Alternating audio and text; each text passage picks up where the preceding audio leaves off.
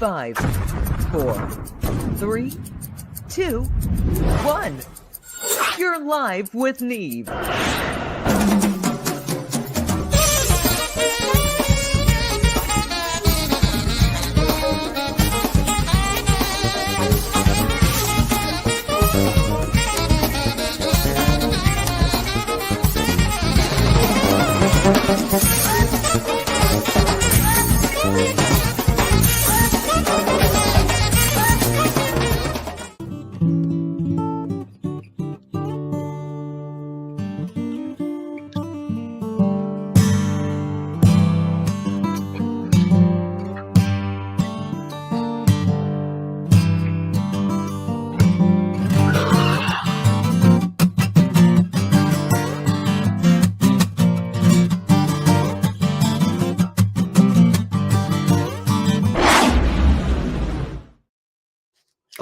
All right. Here we are, everybody. Happy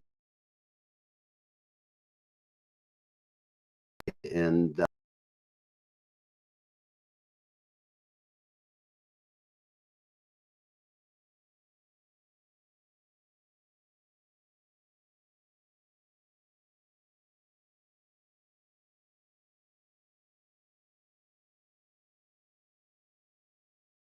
black objects. You see me live without the background of the green screen. You know this is the dirty underworld of rock and roll when you come here. And so today's mission, if you'll call it that, is to just quickly run briefly over a few various news articles and things I find annoying or purposefully cool, or, you know, sometimes you got to look for the good stuff in life. It's hard to find. Get out of here. We don't want to look at you. Close. We are still going through it. So I don't know what everybody's been doing. A couple of questions I have. I had a great Christmas. So that's number one. I hope everybody in the audience has had a good Christmas. It's one of those things that you forget. Sometimes they're really great and you forget. If you have a family, it's real crazy. Sometimes they're just always a nightmare. But sometimes they're just beautiful in every aspect. And I kind of like that. I like that aspect. I had one of those Christmases. I've been kind of humbugging the whole thing through the holidays, just been cranky and all this existentialist shit with drones and politics and friends at each other's throats. It's enough to give you agita. And I am curiously looking around, wondering where my background screen went. It's just disappeared. So I'm going to try and oh, we don't want to leave the site here. Hell no, we are stuck here. You might have to just look at me. So before I get going too far, my lovely companion, Mandy Shee, will be with us, co-hosting, the co-hostess with the mostest. And we've got the excellent Brian Pizzone today. Regular fans of the show, you know how much fun Brian is and how much we love having him on. And, I'm going to look through, see if there's anything here. It appears that one of the senators has come down with monkeypox. No, I'm making that up. I'm sorry. That would be a rumor to start. Bird flu, blah, blah, blah. That's not good news. Wow, man. Old Elon's looking like he's got quite the gut going on him. So they got a picture of that. That's cool. I got a fat gut, embrace the suck. Germany has opened up its door to migrants and now it's struggling to cope. Okay. Well, you're going to deal with it one way or another. What else do we have here? There's really a human brain can process thoughts 5,000 times slower than our little piece of meat in an encased dura. We got all our little parts of the brain that do their various things.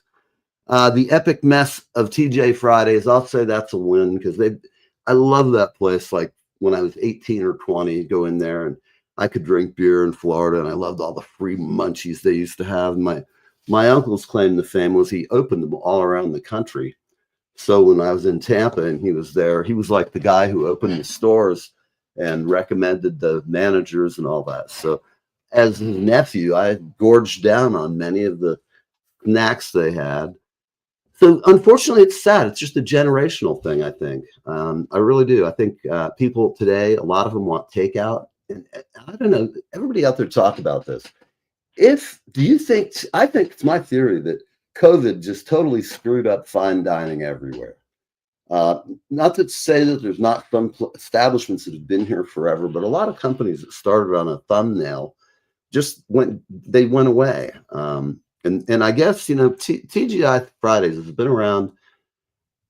When they first opened nationally, it had to be 1979. It was the year I graduated high school, and I was kind of bummed my uncle was leaving town.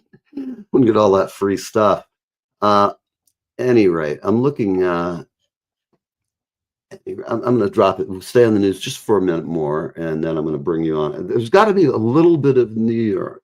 Now, here's a story about how Earth can close. Who doesn't know this? They must not ever take a walk outside and just look at how great it is. I mean, you take a walk, it'll make you feel better. So these people are bat watching, which I don't know about you folks, but bats are cool and scientific. But if you've ever been around them, which I was, when I worked as the director of audio at the Tampa Aquarium, we had bats. In fact, we had an exhibit called Frights of the Forest, and we precisely had vampire bats.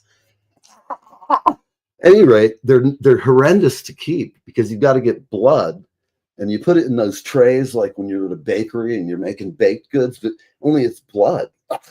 It smells like horrible, and their shit smells even worse. So we had 4 or 5 dozen vampire bats. We'd have to go in there with gloves, net them, and then take them out and put them on exhibit. But that was a pretty weird thing. So personally, for me to chill out, if I'm going to take a walk, the last thing I personally want is to see a bunch of bats flapping around. If you're with a woman, there's those rumors that they'll fucking fly into their hair. And what happens then? Your date's just gone to shit. So much for a nice walk in the New Jersey wilds. Hell, I think it's time to go with Mandy and see what she thinks. Hey, what's up? The hell, get out of here. Listen, why would you be scared of a bat? They're probably scared of you, Neil. I'm not really scared of them. They kind of freak me out, the ones that bite the blood. I learned too much about them. They can lick your neck, and it gets anesthetized. It's like one of my old girlfriends, she had that habit. She was vampire mode, I don't know what to tell you. No, that creepy vampire chicks, there was like a time, and some of them looked kind of cool. And well, I kind of got that vampire look to me, that yeah, but you don't have the full, you're not all pale and look like you're dead and always do it. Like when you go to work, you're the goth girl who teaches the other one chick. I guess she's not on the principal track. What can I tell you? Listen, I ooze rock and roll. How was your week? Well, being off, did you get lots of good stuff to do? Well, it's Christmas. You have to, I don't know. Most people love Christmas, I think. I mean, Absolutely. I do, I got to see my love family. Every bit of it. Yeah, I got and spend time with my son. Yeah. I tell you what, I did a lot of baking of cookies, so I kept myself busy. The preparation is intense. Anyone who's a parent with a young child knows that. And right before. So were you building things at odd hours and going through that? No. I was baking a lot, cooking, wrapping. Right. Yeah, Good for you. Well, we had a really nice. In general, everything was good. They finished our window the day before Christmas Eve. So this huge window that overlooks the ocean, that is what made me rent this house, which has been opaque for 2 years, is now a brand new, beautiful window looking out. And it's just great. It's looked like shit for 2 years. That's a nice Christmas gift. That's a great Christmas gift, I mean, we've been complaining for 2 years and have that done. And they finished our deck. So we have privacy. We've got a nice deck that I can have a party in the band when they play on it. Won't have to worry about the deck bouncing. It bounces under me, the old one. This new one, it'd be like standing on the roof of the Empire State Building, or the flat part anyway. It's exciting. The old one, you'd get splinters and have to tell my friends, don't wear like, no shoes or, real flat sandals. I'd be up, we'd bang the nails down, but it was just old as hell. So it's cool. Life is good, good presents, gave out good stuff, got some nice things. And thank you for a couple of my fans here who sent me a book or two. It's always Nice. nice when people you love send you just something nice that's thoughtful. I mean, I love it. It really makes the holiday feel great. And I don't know. Here we are. We're going into next year. I don't know about you, but I'm ready to have a great year. And just no matter what, people are out there freaking out, flying to Canada and stuff. Remember, it's never as bad as people make it out to be. You know, people who hate the right, they always get upset when the right wins. And the people on the right always have a hairball whenever the Democrats win. We've been kicking this football back and forth for 200, 300 years, odd years, and it'll always be this way. People are always going to go psycho. And with the instant media we have, that's why people are getting so angry and pissed off at each other. My theory is they've just been programmed by both parties, whichever one it is. They do the same kind of shit to get your attention. And some of it really is unscrupulous. And believe me, they've done more scientific studies in psychology in the advertising biz than almost anything, any company out there. They know your demographics.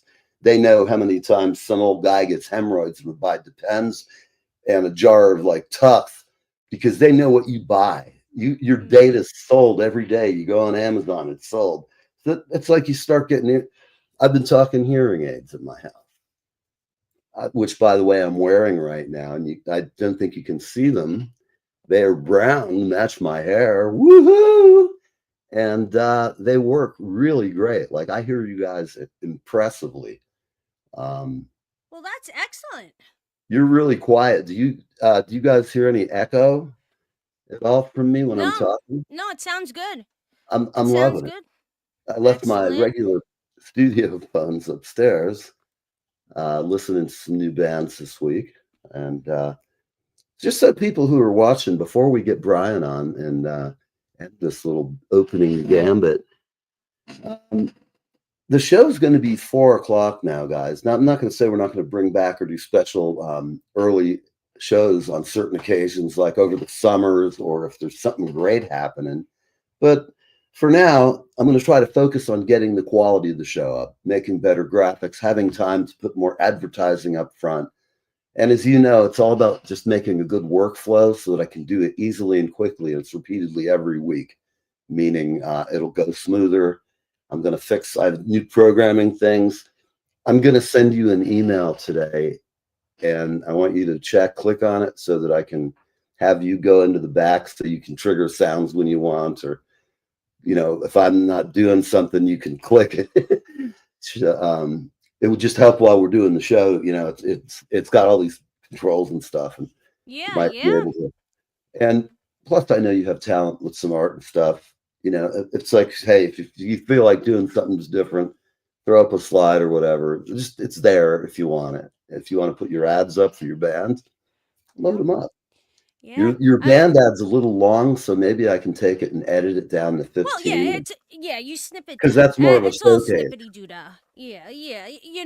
It's this year. That's something that I'm just focusing on too. It's sometimes whatever it is you're working on, and I'm sure that and any artist will agree with this. Sometimes you get that like tunnel vision where it's just like all you do Absolutely. is you have your head down and you're focusing, and it's Hmm. really, really to your advantage to take the time to step back, and Yes. like get some feedback, be a little critical, don't get butthurt about it, No, not at all. and then go through, and then all you have to do is come up with Wait, like what I'm gonna zhuzh, and exactly. that's all it is. And like for me this year, everything is all about like polishing up the package, just Yes. everything, editing, like just there's we're gonna like I want to get us streaming on Mhm. platforms, and then then it's time to start writing again. And like the Absolutely. thing is that like all these things, like for me, it's been a plan that's been like years in the making, because Right. I saw myself and I was like, well, this is what I'd like to do in the future. This is what you know what like I have lately. These are my strengths, these are my deficits. I'm going to work on my And deficits with strength. my head down. Yeah. Yeah, exactly. You know, and like I'm just happy to say like now's the time. You know, It's now it's time to take it to the next yeah, level. You, yeah, you, it you have to upgrade. And I didn't used to think this. Hence, I have an old shitty intro, but I have a new intro. I just have to upload it. You've seen it. It's the black one. It's dark and it looks like a big movie trailer. And it's a bit more sophisticated than our usual ad, but it'll be cool and it'll be for a while. And I won't have to embarrass some of my fans by showing them their ex-wife or embarrassing me for yeah, not yeah. taking it How off about just yet. not even? How about just not mentioning it anymore too? No, I mean, really, it's just How so about just awful. The we're just poor gonna let guy. it go? We're just be Oh like my it God. never happened. You know, like it never happened. Things happen, but it made the point to me. I was like, man, I got to redo the whole intro anyway. I've Yeah, already done it 3 times. So I have 3 different new ones. But none of them like really make me knocked out. Like I don't edit video for a living. The guys who do 15-second spots are real good at it. Like for movies, those 15-second trailers, those mhm. guys make serious bucks, man, in LA because they know how to they conceptualize it. So it's just like series of images that will make that trailer. Like every once in a while, a trailer comes out and I go, fuck, I Yeah, gotta see knocks you in this the movie. face. Yeah, You know, yeah. like, and it's not often. Let me ask you, have you been to the theater in any recent times? Let me think. Me and Kai have gone. Oh yeah, Trying to think what the last thing we saw was. Um, it might have been the Super Mario movie, and we saw it in 3D. cool. And it was awesome. Once it got to the Mario Kart part, and all the turtle shells are, you I know, they're love like it. zooming at you. It was great. It was great. Excellent, And this week we're supposed to be seeing the new Sonic movie, so excellent. that's another one. We saw the other Sonic movies in 3D. That was other fun ones for 3D, because the rings just like, you know, come at your face, and you know. Right, right. Well, I think that's cool. I like the 3D stuff, and Yeah. if my son, who's now a 23-year-old mook, he hot dog eating manimal, I'm gonna see if he wants to see anything when I'm up to see him, next month or two. But he's like so into the geekdom stuff now. He's like the uber geek. He's studying optical engineering. I have to pronounce it right. So I was like, "What are you making a death ray? Why don't you get Dad one? I need one just for personal purposes, a little smaller, but the same thing." No, I don't know what I'll do with it. It's like shooting a gun. You go Yeah, out, you yeah. set up beer cans, you shoot the beer cans. I'm not going after the Osama bin Laden that runs at you at 50 miles an hour on a runner string. They have those supposed to make you nervous. I'm like, okay, enough shooting at Osama. What, I pay extra 40 cents for that stupid bastard? But anyway, I digress as always.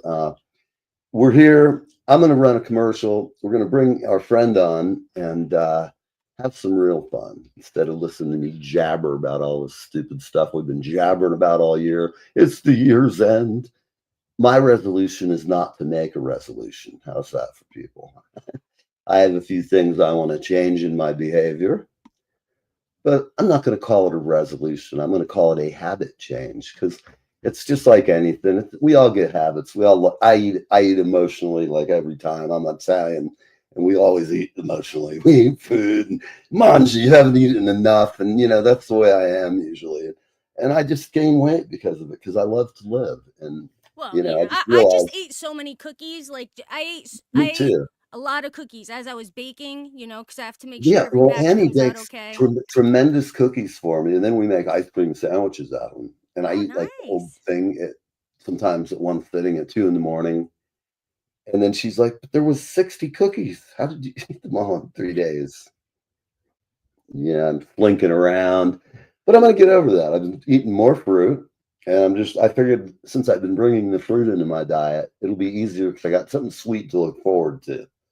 Yep, Not chocolate that's bars, not cupcakes. Fucking, I am a king on cupcakes. I could eat a box of those suckers and you know, I know what I'm supposed to weigh. I've never weighed like this. You know, actually, I've weighed 20 pounds more, which was grotesque.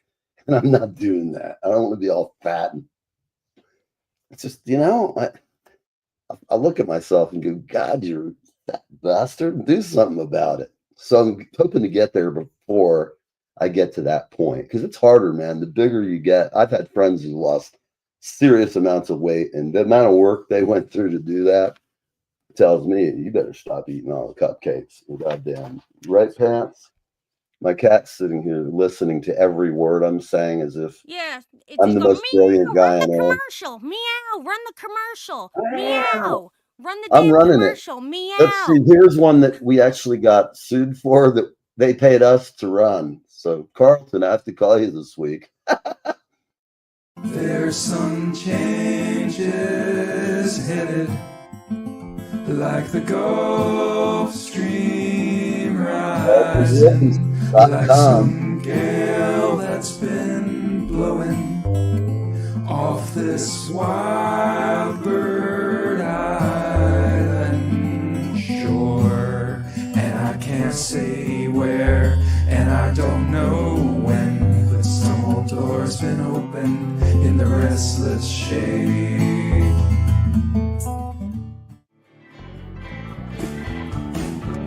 Poor man sagging cigarette takes the subway.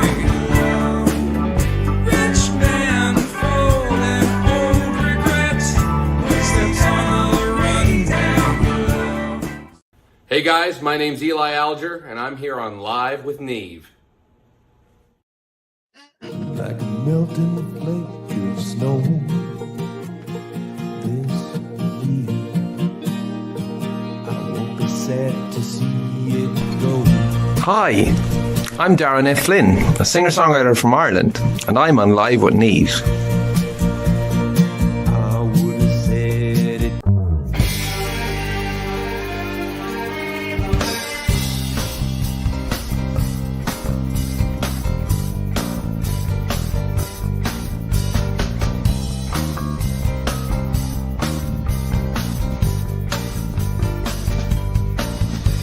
They sentenced me to 20 years of boredom for trying to change the system from within. I'm coming now, I'm coming to reward them. All right, all right. That was a little Leonard Cohen song I did a long time ago, 3 or 4 years ago with my boys, and we had lots of fun. That was like our COVID song. We spent a year before we finished it, and at the end, it was sad. My friend passed away, and we just started to mix. So I've torn myself now because that mix, the way it is, it sounds pretty good. The few little things that are pissing me off about it, I know that most people won't hear them and they won't listen to the song and scrutinize it to that level. So we'll see what happens. It was something that we did and had fun with, and it makes for a good commercial for Nancy. So there you go. So we're going to bring on, without further ado, the man, the myth, the legend. And here he is. Yeah, what's going on? Hey, Hey, Brian, buddy, what's it's great up? to see you. Hey, It's amazing, this long distance transmission by electrons, and we can actually hear each other. long distance transit. What's going on? I was just screwing around with my new cover photo. Oh, Excellent. Well, I just decided, I got this circle of fifths, and I don't know if you could see this thing. I don't see it right at the moment. Pull it over in front of your face. Oh There you yeah, go. yeah. I think I'm just gonna. Oh yeah, I saw it. I saw it on your page. It looks very Yeah, good. but what I did is I turned it over because I was playing the piano today. Now I'm going to be.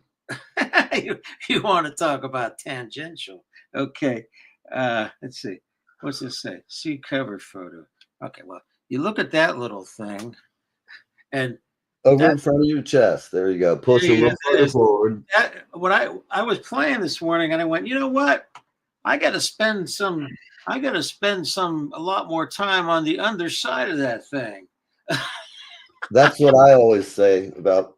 So I just put up this goofy cover photo where I made it all dark and smoky to match that drink on my profile picture.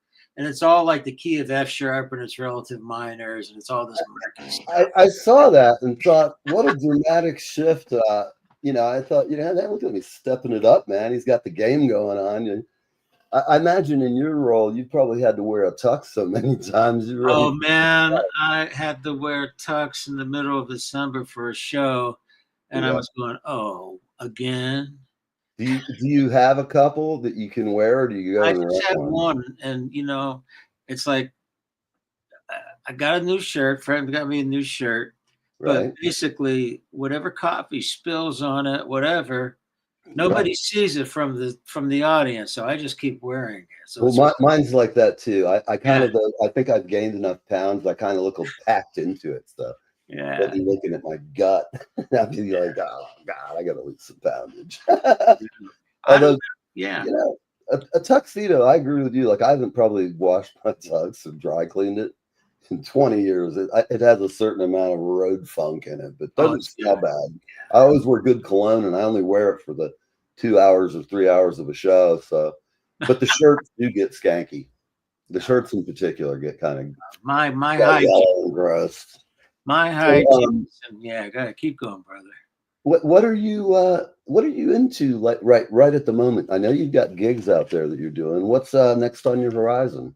Oh man, it's the whole next stage of my life, dude. Yeah. Are you going back to Japan? No, if I do, it'll be under different circumstances. But that was cool going there, Hmm.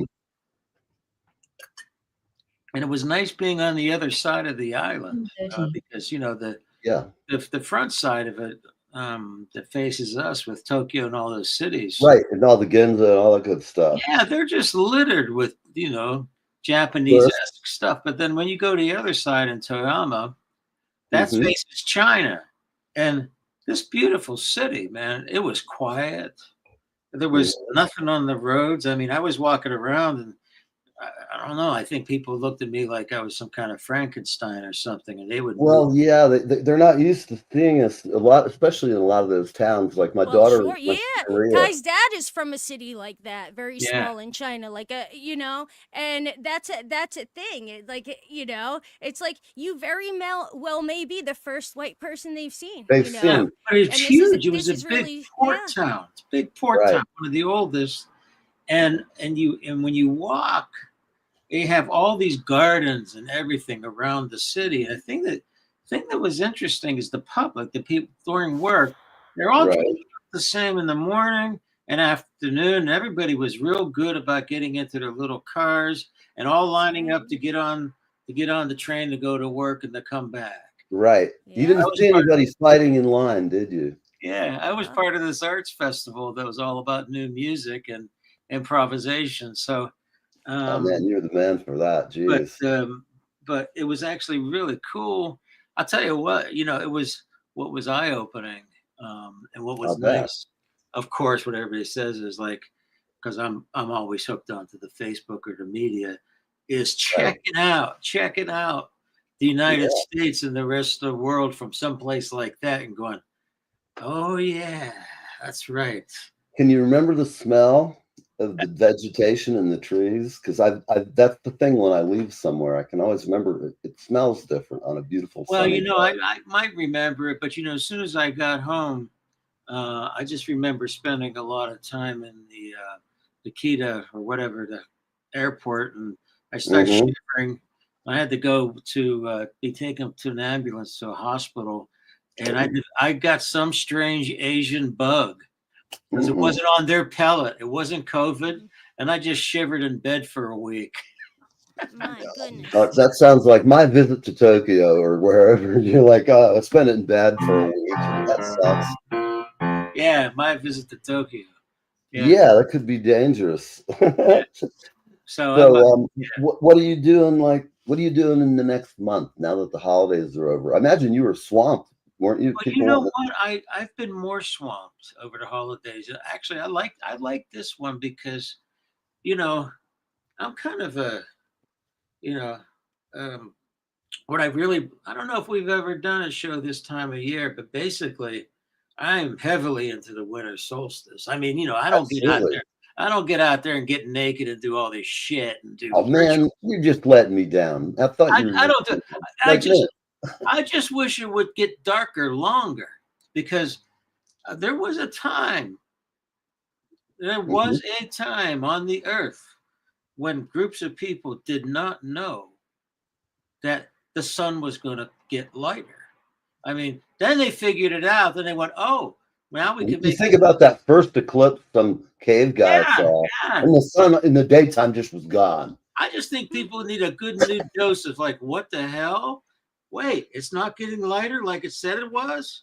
It reminds me of a Twilight episode. So it's just Yes, like, and it's that kind of being scared to shit out of. the witch doctor might be like the punter in a football game, and they're all looking at him. The fucking sun's not back. Yeah, it kind of can wake you up of your out of your hypnosis of, oh yeah, there's a clock, I have to get up. Oh yeah, there's a gig, Mhm. there's a this, there's a that, there's a this, there's a that. So I'm pretty much off. I'm more off grid than I've ever been. You know. Well, I think I'm off grid other than with regards to the show, and I have a lot of friends that I like to talk to who are all musicians. But as far as sitting there and arguing with people like over their politics, Yeah, I don't want to do that. And it's like it's fucking Christmas. I was so glad that's the why I election. chopped my list down, man. I went from the 5,000 whatever. I went down to 200 on Facebook. I said I was sick of seeing two things, and I don't know.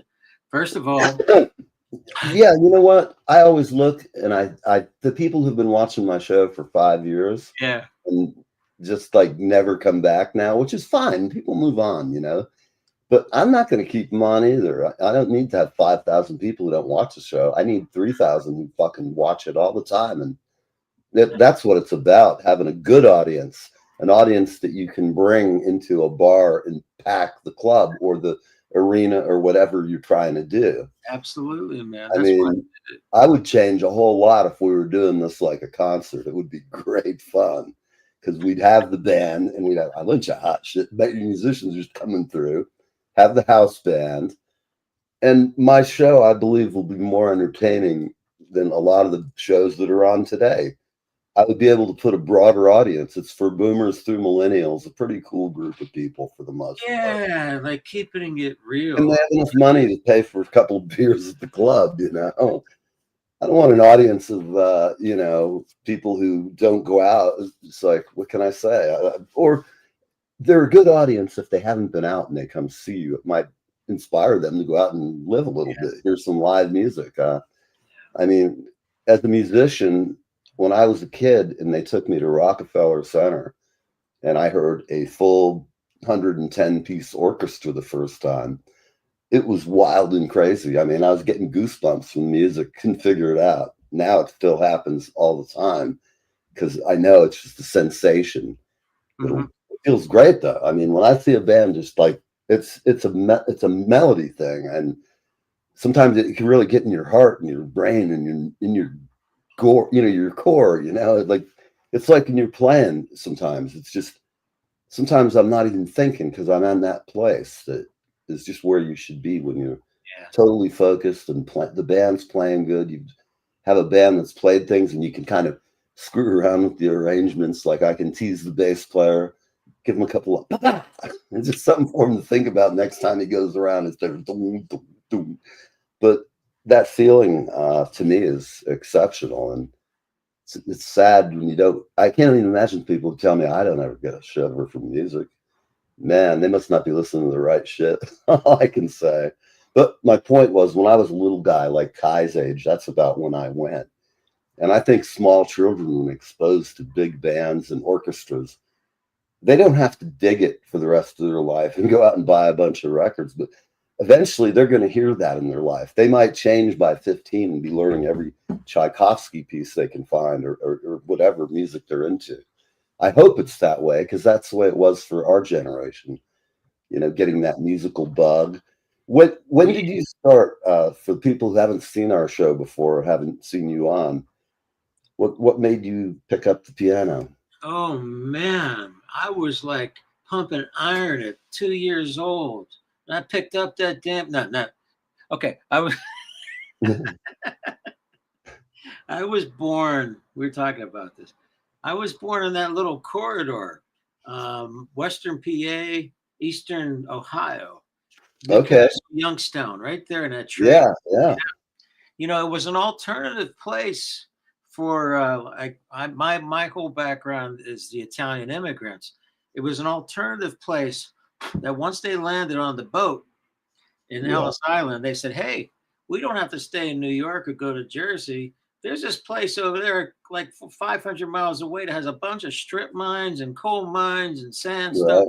There's a lot of work over there, and there's a lot." So that was the whole steel mill industry. So Sure. all Sure. sides of my family settled in that little area, Yeah. which is really interesting because so many people came from that area, and it was right in there. Like for instance, in the Right. 1930s or 40s or whatever, when Hmm. one of the Warner Brothers was coming out to the West Coast, he stopped in my town and he built his first little theater with a single camera, and that's still downtown there. Hmm. There's all kinds of stuff I could tell you about that town. I think the other thing is it's one of those ones that is America's most haunted places. It has to Oh, be. great. There got to be a lot of dead bodies. I mean, look, it was the main trade route for commerce, the Oh, main and they trade had route a hell of a mob. for the mafia Hmm. and everything. I heard big bands.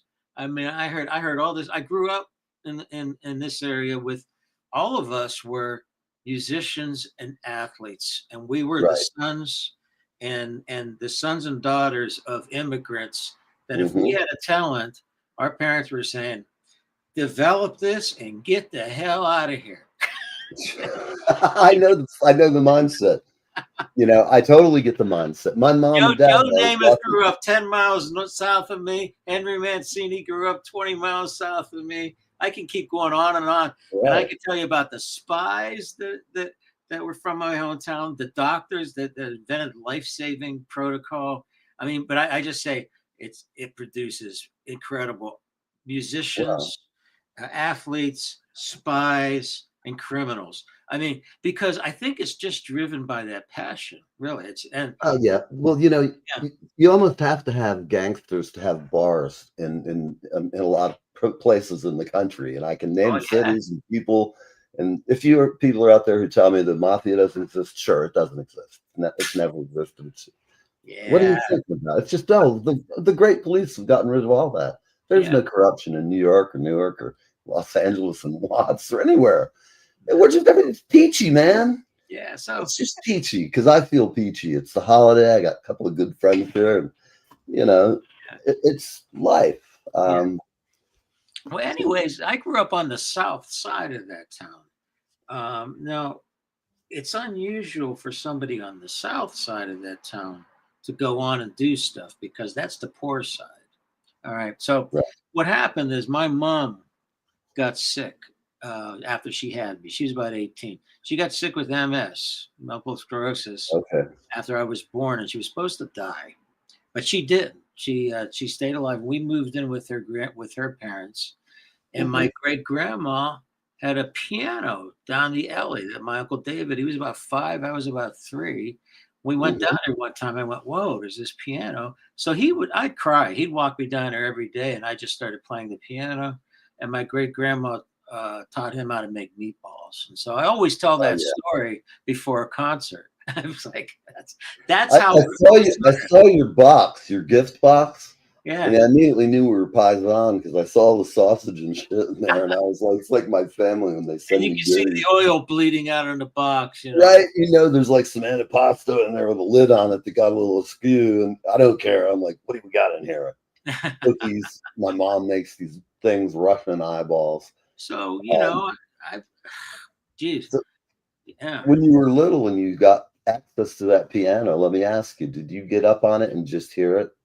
Well, Were you, what it was where I wanted to be.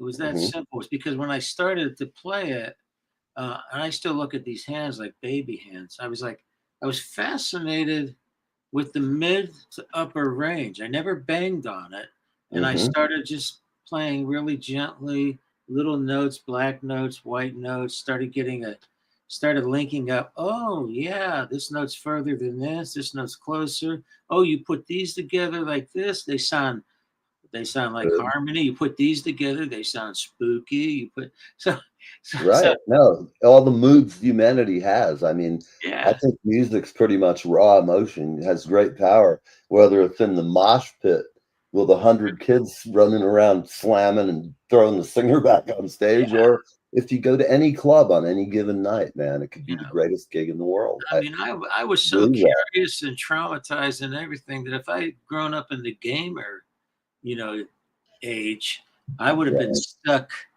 like like in a different kind of addiction. But I was completely addicted to um, the being at the piano and discovering new things and just having that experience from the time I was Mhm. conscious. It was my first language. I couldn't even talk.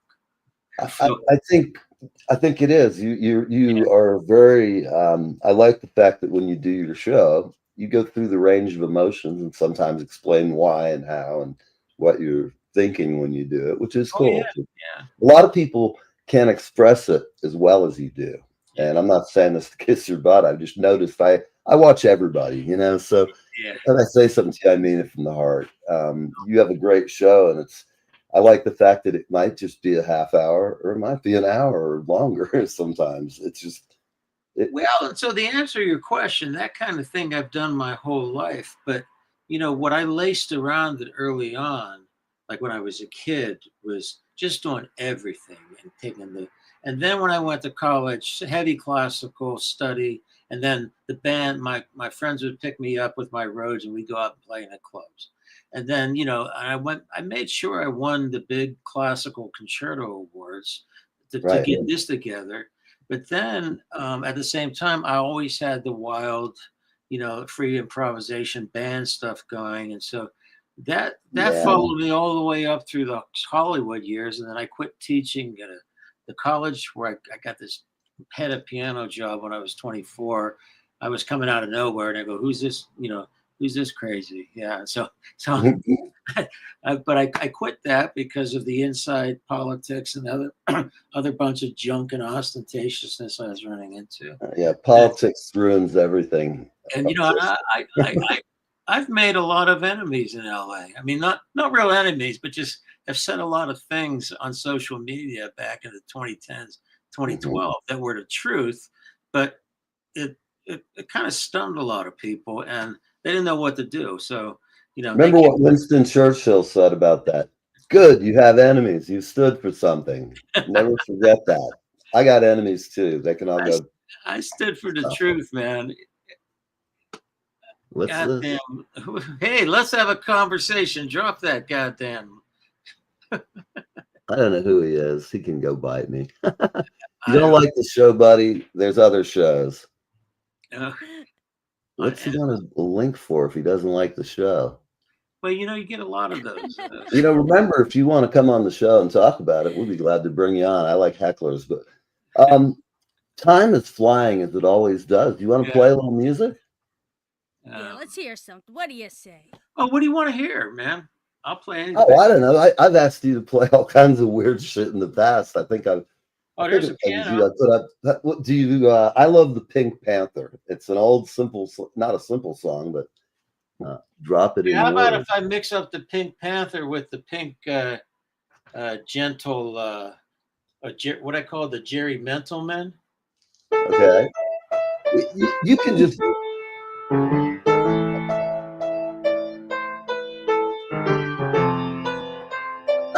Hey, that works. I never tried it before. That's great.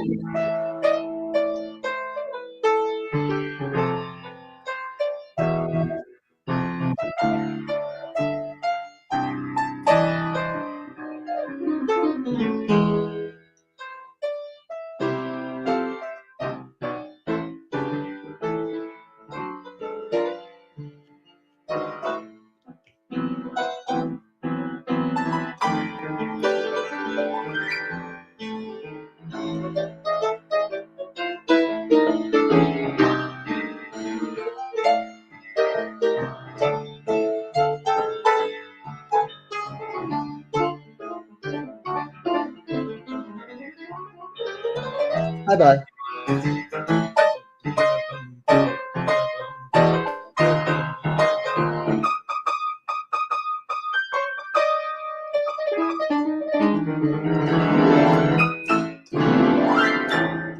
Oh, that.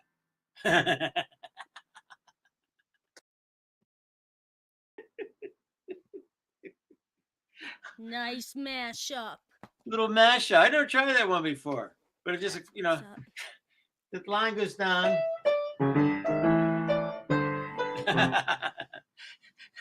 God rest ye Pete. God rest God God rest ye pink gentle merryman or something like that. Yeah. So, anyways, look, I'm doing more shows at a club in Paso Robles that I really, really like. That's come into my life for the last few years. And now I have what was an ex-student a long time ago who developed a management company. We had a conversation a couple weeks ago. And so finally, during the COVID years, I found my audience because when I was a kid, maybe 9 or 10 years old, in that strip, Stan Kenton came through, but my dad took me to hear Peter Nero. And I was just blown away with Peter Nero because, he came up with a lot of, he was just doing things on the fly, mashing things up, classical technique, and mixing them up with pop songs and all this stuff. And I went, wow, that's really pretty cool. And so I always wanted to do my own version of that. Also, though, like when I do my show up at Libretto in Paso Robles, I tell stories. I tell stories about my childhood, or I might tell a little story about the piece.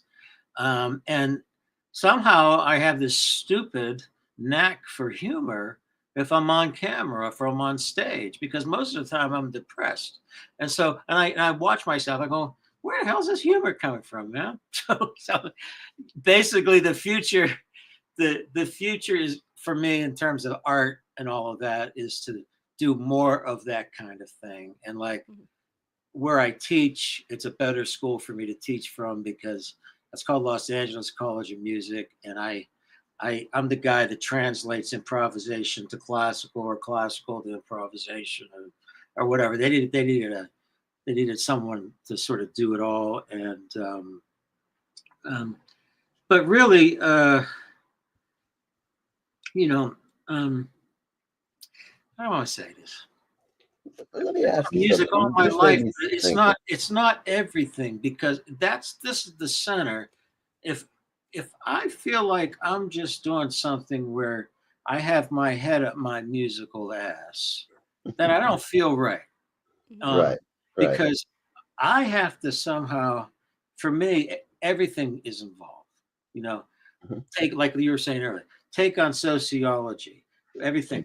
And I think bottom line, what I identified and what most people come back after concerts, they say, you moved me so much, you touched this, you touched that, is that what I unconsciously do is I'm probably an ambassador in some way. Boy, that sounds really fucking pompous. To keep people humanized. Absolutely. Keep people humanized instead of dehumanized. So I talk to them. Totally. That's the only thing that matters to me. I don't care about large audience. I don't care about scheming and planning this. I care about helping my friends that are really like down and out. But I really care about, keeping people humanized because I'm not going to become dehumanized. And I never have been. And that's where me and the world have had a lot of clashes. So. Well, it's hard if you're a thinking, philosophical and atypical human in this world we live in. If you're a little strange or weird, I know that because I've kind of always been a weird, wacky musician. I've heard, being a musician, and I say this to people who aren't, they have no idea the shit we take from family before we go on the road. All the things they say, and I mean, it depends. Occasionally, you'll just have people you were in school with who are jealous, and they just get snippy. And you find out you're like, well, I don't really want to be around somebody like that. Like you said, I don't want to be dehumanized by what I do, and I damn sure want our audience to go away not feeling that way at all. I think that we try a similar I mean, I am altruistic to a point. Occasionally, I'll make a joke that's pretty cutting, and it might be mean. Sometimes it's just stretching the joke to make it more of to really make it sink in. Because sometimes sarcasm and to me, the best thing is when you are.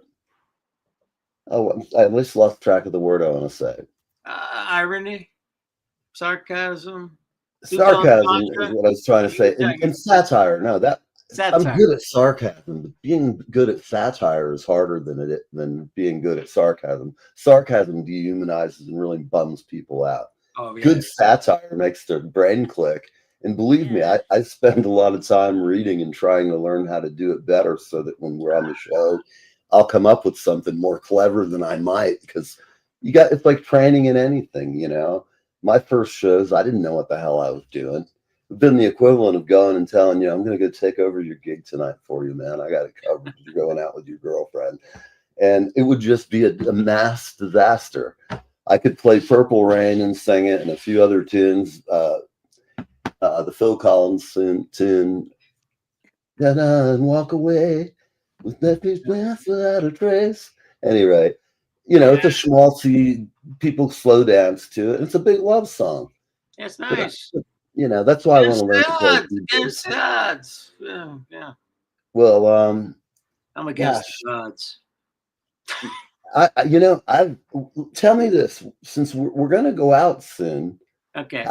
Why don't you play us something? Do you ever just sit down when nobody and you're not broadcasting and you just practice because you got an idea? Do you still do that, or you mostly? I still do it. Yeah, I still sit and play, and there's all kinds of ways I sit down. But I'll sit and I'll warm up. But what I like to do over the years is economize the practicing part. So it has to do with, just stretching. Keeping the fingers limber. I mean, what I did this morning was funny when I showed you that circle of fifth thing. I just made it because I was sitting there going, I got to spend more time in these dark areas.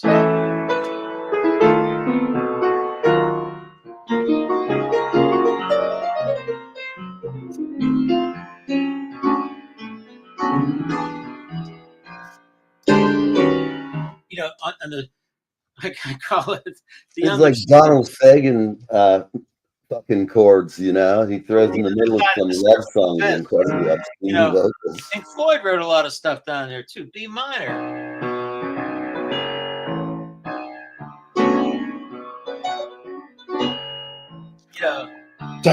All those areas underneath it has all the sharps and flats. And I say, there's that area, and then there's the above area of what all the marching bands and Sousa shit is in. C major, major, G major.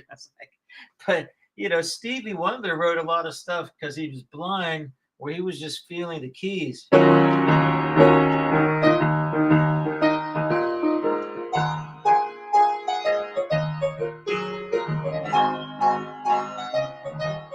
gotta close my eyes.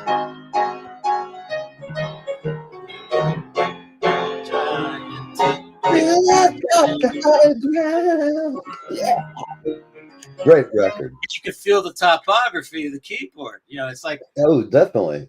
Yeah. When you started playing it, you can hear the drums right there kicking in when it starts. Well, when I was a kid and I listened to the radio, I hated the sound of the piano by itself. So I wanted it to sound like everything else. So I tried to get, how do I make it sound like a bass? Dynamics. How do I make it sound like the drums? And then how do I make a vocal sound? Yeah, and that's upper melody. So they have all these slidey things. In classical music, they teach you the trills.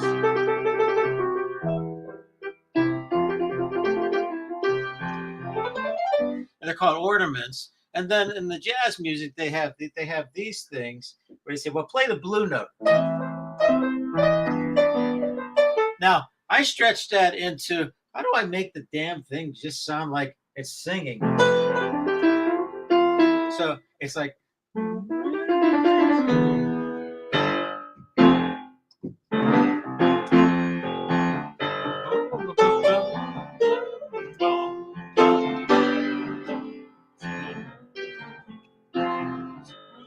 the lights are bright at night on Broadway. So, Got to sing it down like yeah, Luther Vandross. yeah. They say the neon lights are bright. Because the thing about the piano is just like, it's a brick. It's just the hammers hit the strings and that's it. And so Yeah. it's like you can't blow through and make stuff louder. So it's just Right. I'm just I think I'm just at heart a really Italian singer or something like that just wants to be an orchestra and be a voice where I have an instrument where the decay to attack ratio always goes like this. Poing, Oh, right. poing. If you weren't a piano player, what would you be? Oh, I had an answer for if I didn't do.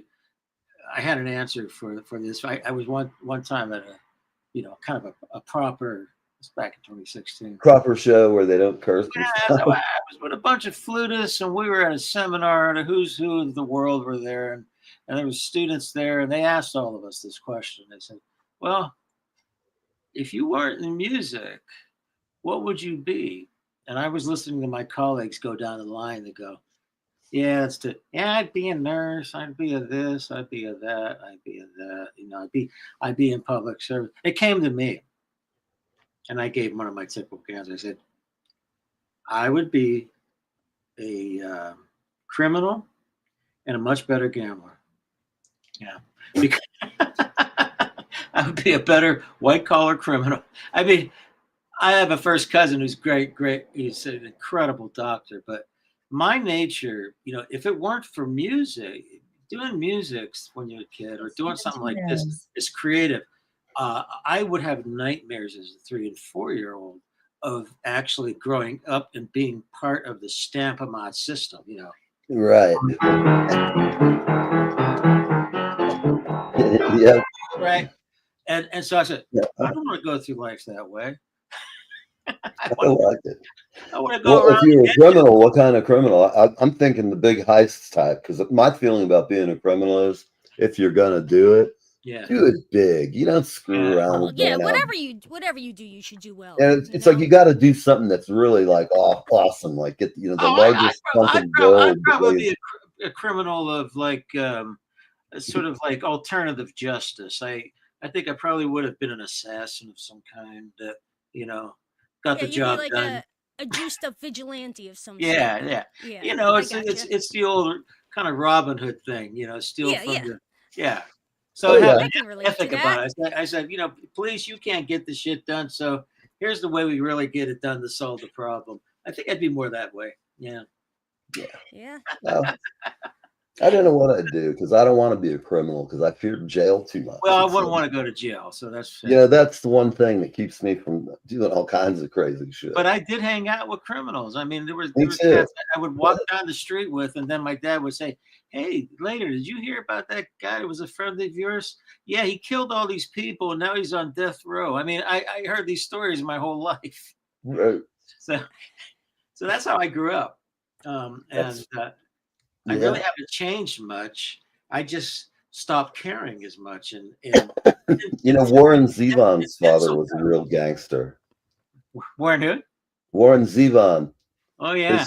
His dad was a gangster in Los Angeles. Yeah, when you grow up, when I came out in LA and I got into the business, and you get to I got into the tail end of when the recording business started to die, and the water got low. So the water got low, all the rats came out. When the water was high in the 60s and 70s, you could show up on a session loaded, whatever, smoking this, that, and the other thing. Right. Nobody gave a shit.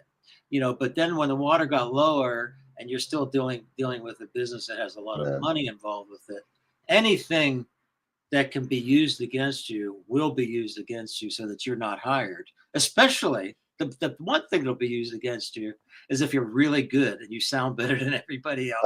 Absolutely. but you have these quirks about you. Like, here, Sure. Check this out. We haven't talked about this. See this? How do I do this? See a little box? Mm-hmm. Okay. What is it? Well, I have this thing, and this is from 1992, 93. And you know what it's like to have synaptical storms. I say, I'd be dead without my meds. Without them, I'd be dead. I mean, because I started experiencing extremely rough panic anxiety attacks as a teenager. And then when I would go to college, I'd filter it all into perfectionism. And then I filtered that into achievement. But once I achieved here, it was like there was nowhere else to go. And so suddenly the panic anxiety just took over. Oh, man, I feel bad for you. I really do. No, but it's a hard thing. No, it's a hard thing. I've known other musicians who've talked to me about that. And I never knew what they meant about a panic attack until it hit me the first time. No, you feel like you're dying. You feel like terrifying. You're gonna die. I mean, it's and so thank goodness I got a nice cocktail. Kaiser Permanente plays along with me, because I keep track of everything. And so these are things that even today, like it's I'm a kind of taboo smasher in the business, out here because they don't want you to talk about that stuff. And well, you are an unusual guy, but in a cool way to me. And I like people who are outside the mold. I don't like the cookie stamp shit that Hollywood feeds us. I like the weird, man. I want the whole fucking weird party to come here, and we'll fucking embrace the weird because the really good shit that happens in life happens from people who have an imagination that's different than everybody, and they see it a different way than their teacher or the guy that's sitting next to them. I always say to people, don't tell them your dreams, man, because they'll fucking rag on you and tell you how stupid an idea it is. So just do it. Well, I mean, that's the way this is. Yeah. And, it's a lot of work. When I first came on, I thought it was going to be 5 days a week, and I'd do shows, three shows a day, 3-hour shows. That was a big chunk, like a shark to bite off. I didn't know better. I tried. It was impossible. Couldn't even get one day to do it 7 days a week. It was just, it was a drag. And I knew what I didn't know. I didn't know what I didn't know. So I learned that now. And, I actually, at night before I actually prep and think of news stories that are funny when I catch them, I write a little note list so that I have them, written here. The past 2 days, it's getting harder and harder for me to find something that's a bit of good news to put up. It's just so that when I talk at the beginning of the show, it's not this whole bunch of political stuff that we've heard all day. The whole point of my show is people come on and listen and think and not hear what they're hearing on radio and fucking TV all day. I don't want to be like every other show, All those shows are great, but they're all their own show. They're good because of the talent operating it and the production help and all the guys on the crew and how it works together, and the writers. If we had this show at the point I'd like it to be, we'd have a couple of real funny people help us write. And, a production person to do all the stuff that I fumble around with. It works pretty well, but I know what the difference is between great and, my hope is that somebody will see the show. I'm going to put together a new demo that's got like our best moments where we're all cracking up and having a good time, and just package that into a short, but really cut well. I'm going to not do it myself. I'm going to get, an expert to cut it. Well, you never know what kind of underground thing is going to catch on. Right. I mean, and so I decided this a long time ago. I only had one marriage that I didn't want to be in. I was just too scared to say no. So I finally, with the help, I finally was able to leave. And the main reason I left was I wanted to find my real life. I was already doing all this stuff in LA, but I wanted to go. I want to find that authentic path for me. That I hate using. Sorry, let me ask you this: was your wife I hate using new agey words. Was your wife a musician or a civilian? Yeah, she was. Yeah, yeah, she was. I met her at a.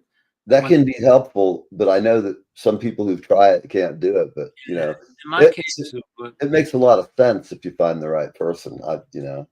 Yeah, this was it's too complicated to get into, but I think the best thing that happened when we were together was she picked up the international musician one day when we were living in the Bay Area, and she looked at this job listing, and she said, "Hey, this looks interesting. Cal Arts need to do new music, classical music, improvise this." And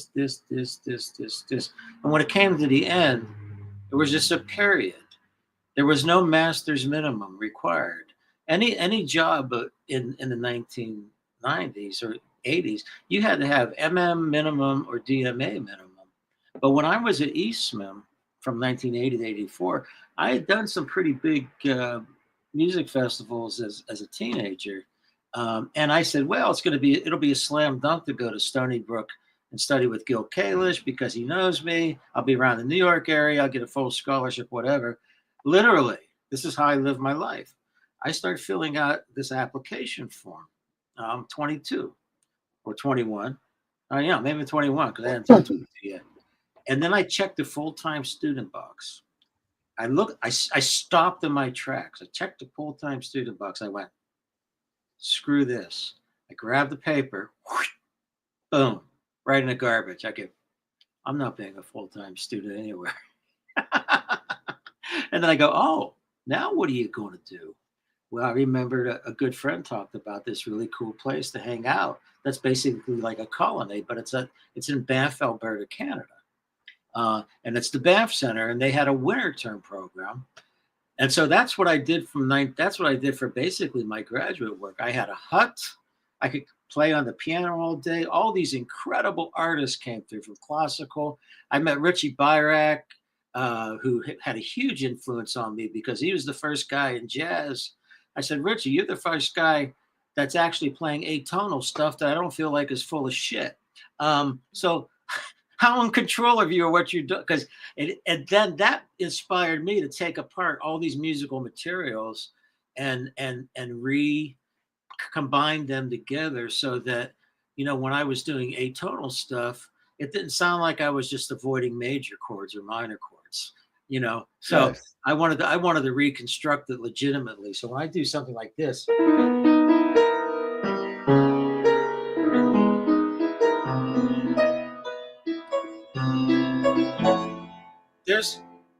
there's actually compositional intent in there, and I don't It's even know. almost like John Cage, like. Yeah, but that has more structure to it because all those notes I'm playing, I know where they're set along the circle of fifths and how much they make something this much more dissonant, that much more dissonant, or this much more darker, or this much more darker. And so it's not just it's not that shit. No. So that's where I can get really brainy, like with if students want to go there. But if they don't want to go there, that's cool too. Yeah. But and I've had a lot of students say, "Why don't you write a book? You got to write a book. You got to write a book." I said, "No, you write it. I'm too lazy." And here's the other point. When I got divorced, I made a record. These film composers all loved it. I thought, oh, maybe culture's going up in its taste. Windham Hill almost took it, but they turned it down because there was no bin for it. It was the next instrumental thing. And I went, man, I guess I missed that boat. So in 1998, culture was starting to get dumbed down in terms of instrumental music, in terms of what was popular. So it went from Yanni was cool. My ex-wife toured with Yanni. I made friends with Yanni. I have a lot of people in that tour. We had lunch together. And he said, I know I'm not the best man. I said, but Yanni, you got a hell of a show, man. I really like it. Because he was able to at least get some of his Greek stuff in there.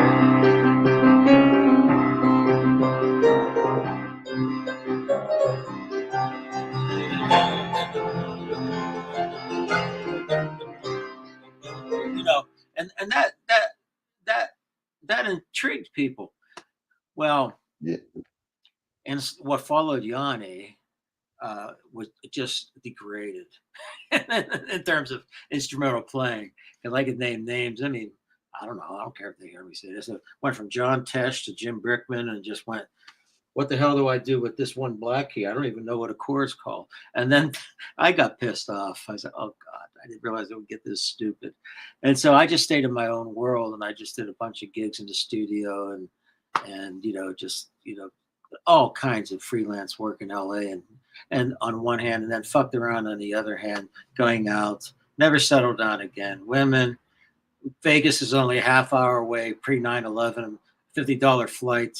I'd come back, I'd lose all my money, and I'd be at Warner Brothers, and I'd play the opening credits to something or the end credits to something. I went, wow, this is pretty interesting. I don't think anybody was really doing that in the day. I mean, I was like, just 4 hours ago, I was in downtown Vegas, wasted off my ass playing blackjack, and now I'm inside of this studio playing these beautiful end credits to, for instance, the movie Holes. That's a real story. I got so many real stories I could tell you that. Right. That, Well, I like your show for that reason. Yeah. And plus, I just like it because we've become friends over the years. And I remember the first time I had you on, I was almost scared because I didn't know you. Oh man! I thought you were going to be all serious and some classical people are very, very serious. Oh, and then it turned into our usual fun. Well, Glenn Gould had the right to be serious. Others, I don't know. It's like, I mean, there's so much to say about so many things, but I tend to be more generous and less judgmental. It's like, and like I said, when it came down to selling myself or that kind of thing, it literally split me in two. I read the book by Tim Sweeney. He said how to market yourself and this stuff, and I was watching the ether of advertising and self-selling on the internet just grow and grow and grow. So I did it for about 3 days, and I went, holy shit, this is really self-engrossed. God damn, this is really self-involved. And boy, you got to send out this, you got to send out that for your thing. It split me in two. It literally hurt. And so I said, I don't want to go about it this way. I want to live my life, do my stuff, and let things happen the old-fashioned way. And so I just said, I'm going to roll the dice and go the old-fashioned way. I don't care if there's 1 million people out there on the internet vying for this, that, because if I brand myself, which I can't stand that word branding, I said, yeah, I know it's a weird thing to think about. I said, brand. I said it may or may not guarantee me a 10% more slope on an upward trajectory. I said, and whatever that if it guarantees some upward trajectory, I may really regret where it goes. So I said, fuck it. I said, I'm going to use the old way of just word of mouth in a big world. Sure. Word of mouth, man. And that's where it stayed pretty much. Yeah. People who dig you and want to help promote you could promote you and present all kinds of wacky stuff because when you put out a cold call, you just never know what'll come in. Yeah. But I laugh now because I find it a challenge. Now I'm going to have some of my friends, when they tell me they don't have a keyboard player, I'm going to say, well, either fly him here or he's going to go to the studio. You're going to pay for it. And, you know what I mean? And I'll tell him, that's guy's good. The only way it can work. I know how things are done. I know how things are structured. I know how agencies are structured. I know how the whole marketing and branding and everything is kind of ossified in the last 20 years of, here's this route, here's this route, here's this route. At least I think some of them are more creative and artistic than they used to be. They're hipper. Mm-hmm. Most creatives, some of them are just better. Like in the old days, the art departments now, most of them in the 60s smoked weed. So, like you've had Peter Max ads and all this crazy stuff.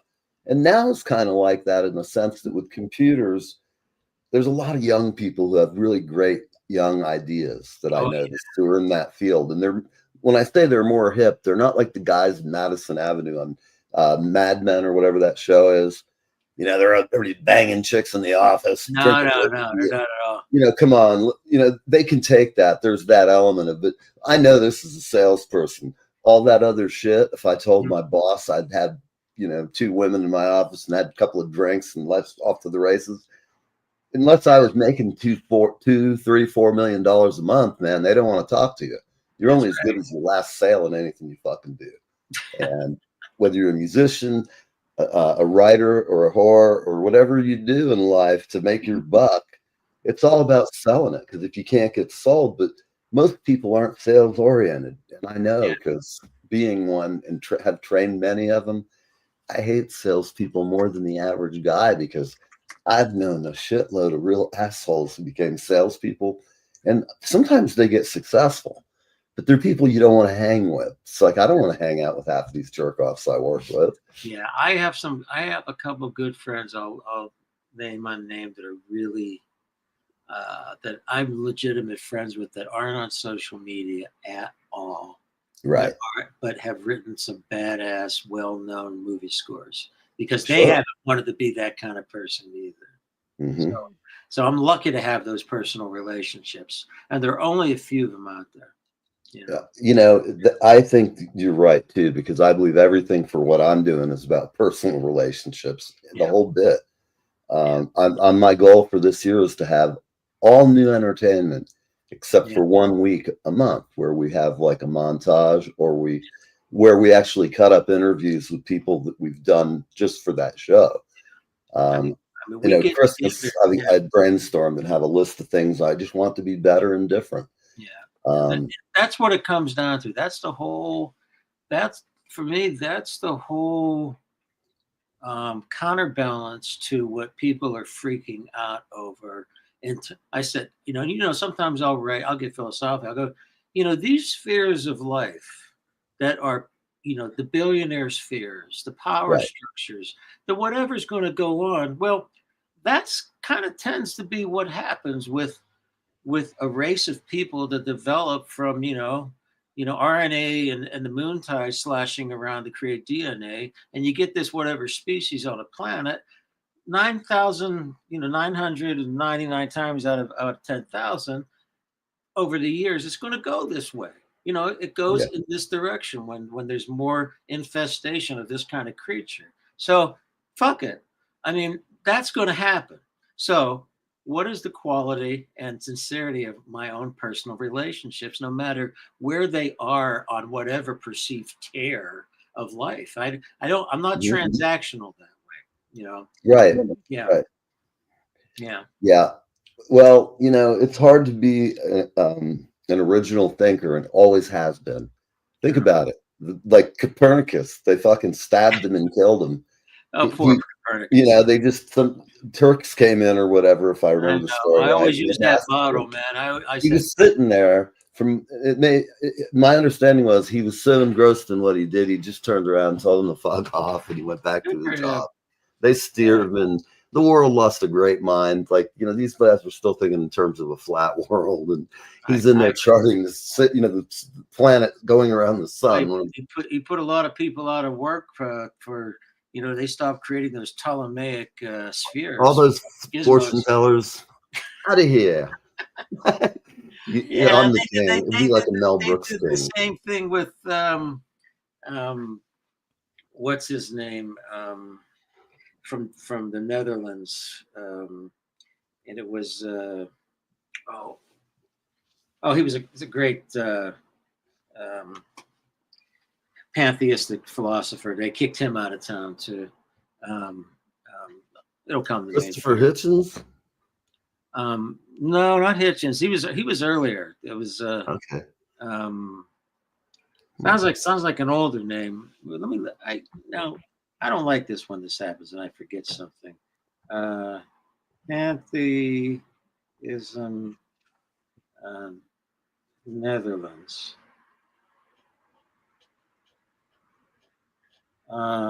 Spinoza. Yeah, from 1633 to 67. They kicked him out of Netherlands because of his. He basically had a really hip idea about. Are you talking about Spinoza from Nicaragua? Spinoza? No, this is. Yeah, Spinoza, no, this I thought you said Spinoza. Yeah. Gotcha. Okay. So, when it comes to pouring through the past and like all this literature and everything, I've let many everything influence me, but I've never bought any particular rhetoric or rules. But I've let them all come in and synthesize. And once in a while, I'll come across something that really goes, you know, for that time, this person really nailed this nuance. And Spinoza is one of those guys. Yeah. Yeah. And I still like quoting Aristotle when people ask me about it. I go, look, an unexamined life is not worth living. So Absolutely. what does it mean? What does it mean to examine oneself on the cusp of 24, 25? I mean, so I'm always asking myself the question, all right, you know, I could have developed traction, you know, one film score after the next, one thing after the next, and did this, but because I didn't develop that kind of traction, but sort of have this underground freelance following, I go, what is relevant and what is really honest for you, you know, artistically and with the way you're looking at the world of people? What is the way to go? What steps forward and what steps now make the most sense for relevance, you know, in a historical frame? And so I'm glad in that sense that I'm released from the tyranny of being somebody, because then I'd have to go out there and play the same shit all the time. Right. I don't have to play the same shit all the time. And more people, as time goes by, are asking me to do my undefined thing, and that's been growing slowly. And so, well, you know, we're ready to go. We have to get out of here. I want to have you back on. You know, we'll have you on once a quarter, just because I like having you around. I love being here, man. I was tired before this. My back hurts. I took some ibuprofen. I said, oh, what time do we start? I said, oh man, even when 1 o'clock comes around Pacific time, I'm still going to be dragging my ass.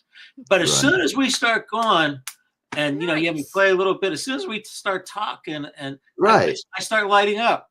Nice. Exactly. And you know, it's nice to have you, because I mean, if you lived here in New York, man, I'd have to track you down. We'd have to do some playing, man. We would be hanging or drums or whatever, man, because I'd love to play with you.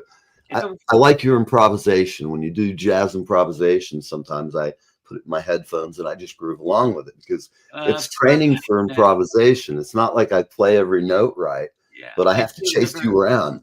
And I've done that with all kinds of classical music my whole life. I just put it up, put my headphones on, and you know, some of this stuff is really hard but it expands your ability to think quick.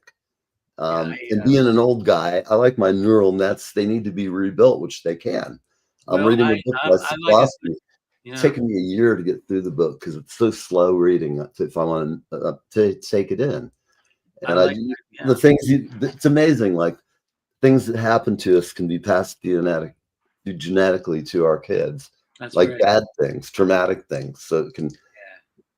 It's amazing to me. Then I know that he's way smarter than I am, and I find it interesting. He can take a very difficult concept and explain it so easy a drummer gets it.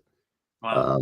And he's way smarter than I am. I mean, he'll sit and do his lectures with no notes and just go through the whole portions of your brain.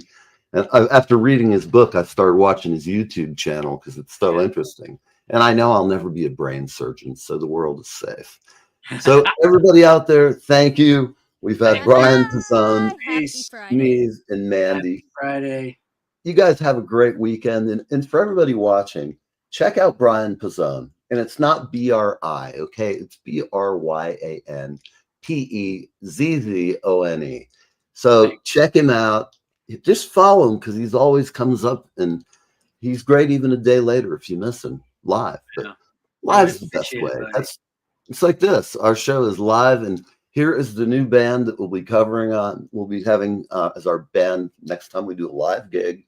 They are from Congo, and I think you're going to dig them. I haven't seen anything like this in a while. Bye, everybody.